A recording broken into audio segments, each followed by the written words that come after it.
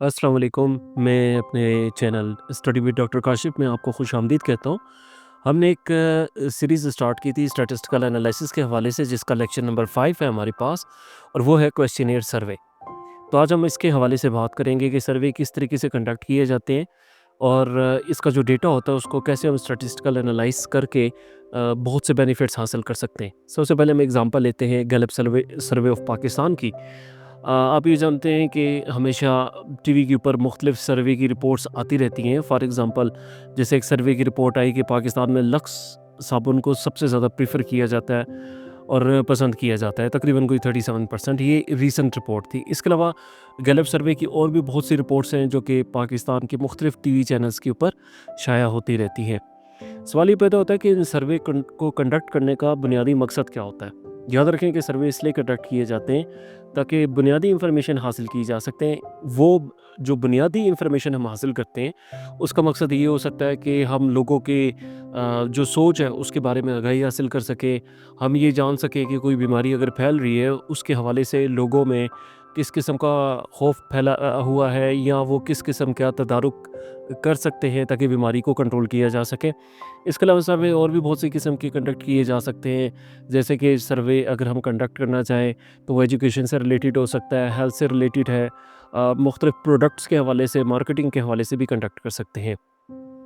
अब सबसे पहले हम एक एग्जांपल लेंगे कि सर्वे में मोस्ट टिपिकली हम जो यूज़ करते हैं मेथड, वो कहलाता है कैब स्टडी।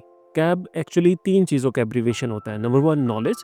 नॉलेज जो पार्टिसिपेंट्स होते हैं जिन्हें हम सर्वे में इंक्लूड करते हैं, वो उनका जो बेसिक नॉलेज होता है, जो किसी भी इंफॉर्मेशन के हवाले से जो हम जानना चाह रहे हैं, उसे हम नॉलेज कहते हैं। सेकंड चीज़ है वो एटीट्यूड। एटीट्यूड ये है कि जो पार्टिसिपेंट जिन्हें हम सर्वे में हमने इंक्लूड किए हैं, वो किस तरीके से सोचते हैं, उनका बिलीव क्या है जिस चीज़ के बारे में हम सर्वे कंडक्ट करना चाह रहे हैं।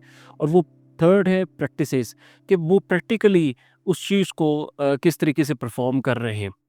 सो ये जो कॉन्सेप्ट है इसे कैप स्टडीज़ का नाम दिया जाता है, knowledge, attitude and practices. Then अब हमारे पास ये है कि जी, जब हम कैब से रिलेटेड स्टडीज़ को कंडक्ट करना चाहते हैं तो हम किस तरीके से कंडक्ट कर सकते हैं।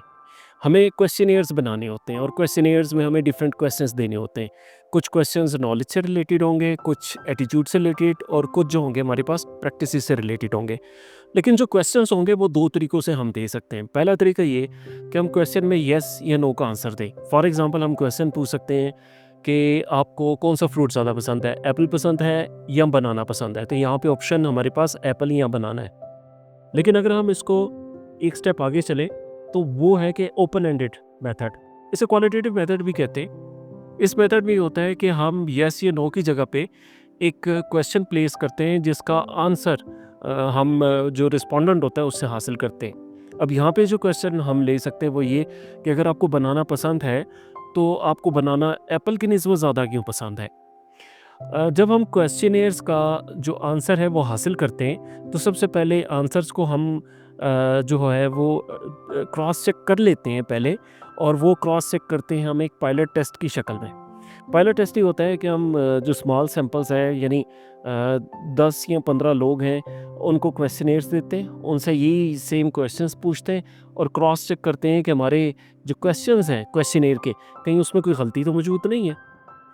देन इसके बाद जो कैब स्टडी या क्वेश्चनियर का जो सर्वे है उसके कुछ फर्दर स्टेप्स होते हैं।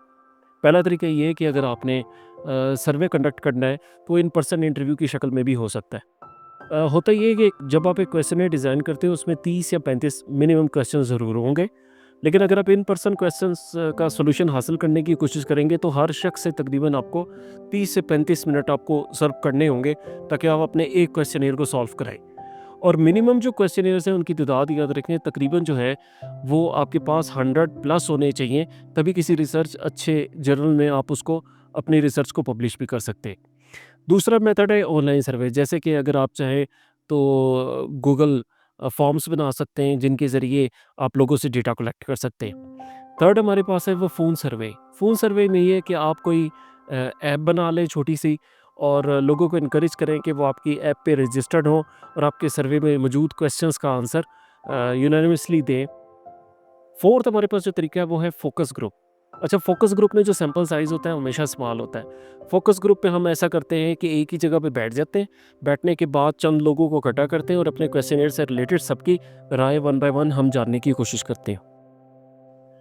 अब जब हम सर्वे बेस्ड स्टडीज़ करते हैं, जैसे कि कैप स्टडी जो कि सर्वे स्टडी का ही एक हिस्सा है, तो उसमें चंद चीज़ों का हमें ख़्याल रखना होता है। नंबर 1 कि हम जो पार्टिसिपेंट हैं, जिनको हम अपने सर्वे में शामिल कर रहे हैं, उनके साथ हमारा कोई रिलेशनशिप ना हो, क्योंकि अगर रिलेशनशिप होगा तो हमारे जो रिज़ल्ट्स हैं वो बाइस्ड हो जाएँगे।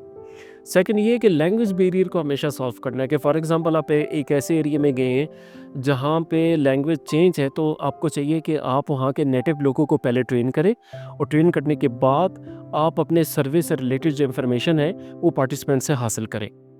और फोकस ग्रुप के ऊपर अगर रिसर्च की जाए तो इसका सबसे बड़ा नुकसान ये होता है कि हम एक स्पेसिफिक लोगों के ऊपर रिसर्च करते हैं और हमें पूरी जो कम्युनिटी है उसके बारे में इंफॉर्मेशन हासिल नहीं होती।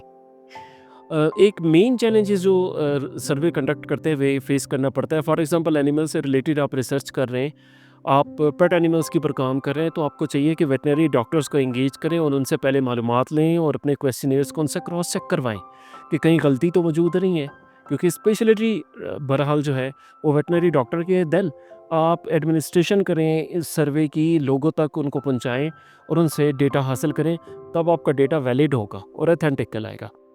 जब भी सर्वे बेस्ड रिसर्च करवाई जाती है तो आपके पास इतने रिसर्च इंसेंटिव होने चाहिए कि पार्टिसिपेंट्स को आप कोई ट्रेनिंग करा सकें, कोई ब्रोशर उनको एज ए गिफ्ट दे सकें, या कोई छोटी सी कैटलॉग प्रिंट आउट की शक्ल में हर पार्टिसिपेंट्स को दे सकें।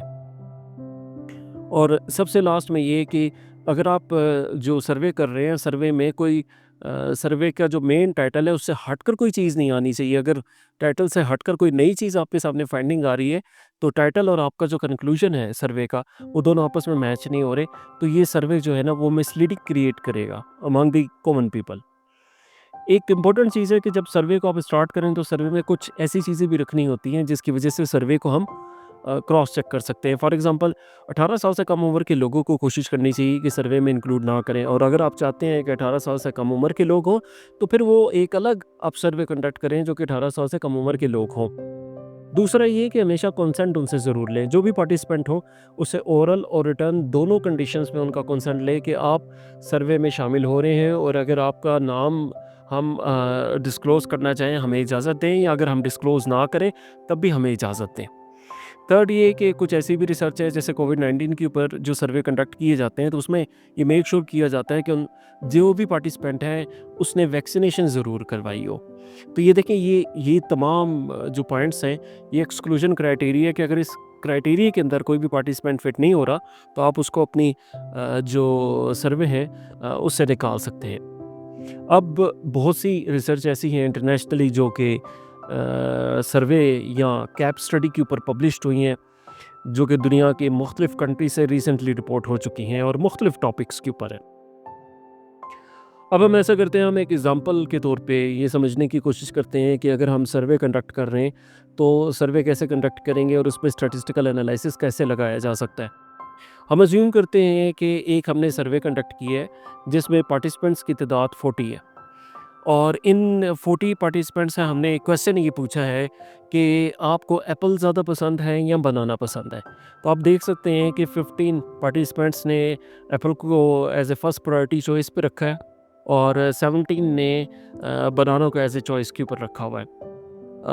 इस किस्म के जो टेबल्स हैं या सर्वे से रिलेटेड क्वेश्चंस हैं, इनके लिए जो सबसे बेहतरीन हमारे पास एग्जांपल है वो फिशर एग्जैक्ट टेस्ट की है।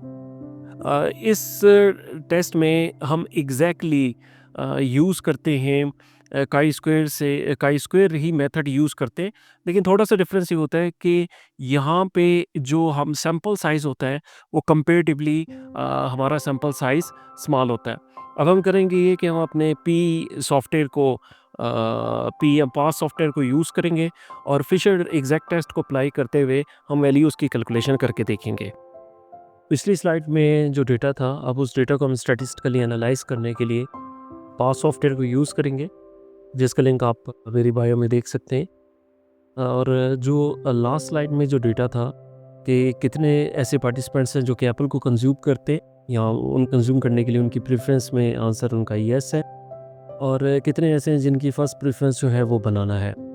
हम इस डेटा को सिलेक्ट करेंगे। सिलेक्ट करने के बाद हम ऑप्शन में जाएंगे और यहाँ पे हम क्लिक करेंगे तो हमारे पास जो आंसर है वो आएगा फिशर एग्जैक्ट का 0.69, क्योंकि ये आंसर नॉन सिग्निफिकेंट है और 0.05 से ज़्यादा है, हाई है। तो ये चीज़ रिफ्लेक्ट करती है कि हम कोई स्ट्रॉन्ग एविडेंस बिल्डअप नहीं कर सकते कि जो फर्स्ट प्रेफरेंस है क्या वो पार्टिसिपेंट्स की एप्पल है या बनाना है। अपना ज़रूर फीडबैक इस वीडियो के हवाले से दीजिए। Thank you.